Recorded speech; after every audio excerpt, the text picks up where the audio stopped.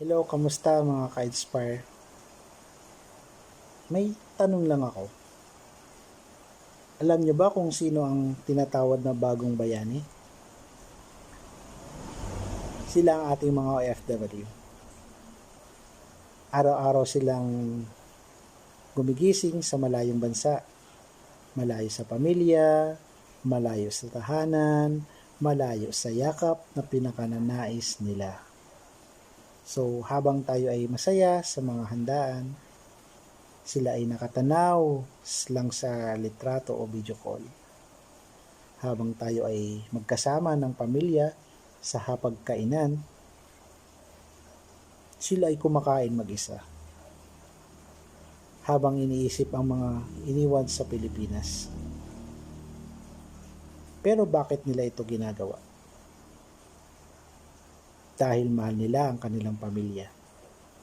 Dahil handa silang magsakripisyo ng sariling kaligayahan. Para lang may maipadala, para may makain, para may pag-asa ang kanilang mga anak. Hindi madali ang malayo.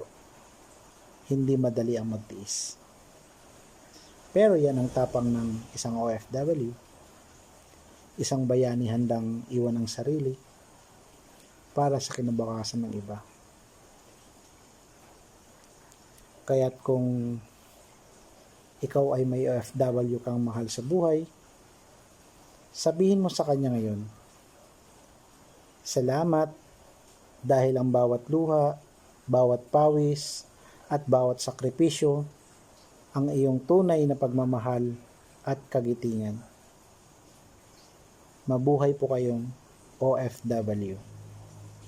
Sana na-inspired ko po kayo. Salamat sa panonood.